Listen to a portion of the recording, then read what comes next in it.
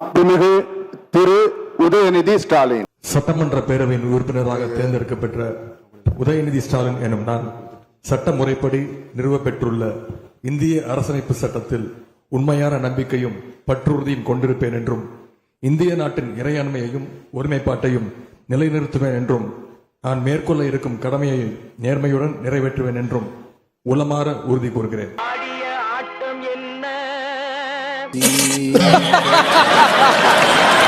பேசிய வார்த்தை என்ன, தேடிய செல்வம் என்ன.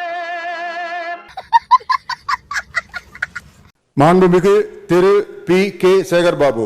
சட்டமன்ற பேரவையின் உறுப்பினராக தேர்ந்தெடுக்கப்பட்ட P.K. சேகர்பாபு எனும் நான் சட்ட முறைப்படி நிறுவப்பெற்றுள்ள இந்திய அரசியலமைப்பு சட்டத்தில் உண்மையான நம்பிக்கையும் பற்றுறுதியும் கொண்டிருப்பேன் என்றும் இந்திய நாட்டின் இறையாண்மையையும் ஒருமைப்பாட்டையும் நிலைநிறுத்துவேன் என்றும் நான் மேற்கொள்ள இருக்கும் கடமையை நேர்மையுடன் நிறைவேற்றுவேன் என்றும் உளமாற உறுதி கூறுகிறேன்.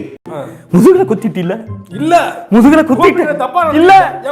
தமிழகத்தில் புதிய முதலமைச்சர் பொறுப்பேற்றவுடன் சரித்திர பதிவேடு குற்றவாளிகளுக்கு திருச்சி எஸ்பி கடுமையான எச்சரிக்கையை விடுத்தார். உங்களுக்கு கல்யாணம் ஆயிருந்தா உங்க பொண்டாட்டி உங்க பிள்ளைங்க கூட இருக்க எவனும் எங்கேயும் வரமாட்டான். செத்தா கூட நிறைய பேர் தூக்கி போடுறதுக்கு வரதில்லை. இப்போ அதனால நீங்க எல்லாரும் ஒழுக்கமா இருந்தீங்க அப்படின்னா அது உங்களுக்கு நல்லது. இங்க மொத்தமா ஒரு 300-400 பேர் இருக்கீங்க, அவ்வளவுதான். திருச்சி மாவட்டத்தோட தொகை பார்த்தீங்கன்னா ஜனத்தொகைன்னு பார்த்தீங்கன்னா 30 லட்சம் தொடுது. நீங்க 300-350-400 பேர்னால 30 லட்சம் மக்கள் வந்து நிம்மதியா இருக்க முடியாம இருக்க முடியாது. 300ங்கிறது ஒரு நம்பரே கிடையாது. ஜெயில போனா ஜெயில் வாழ்க்கை ஃபுல்லா போயிடும்.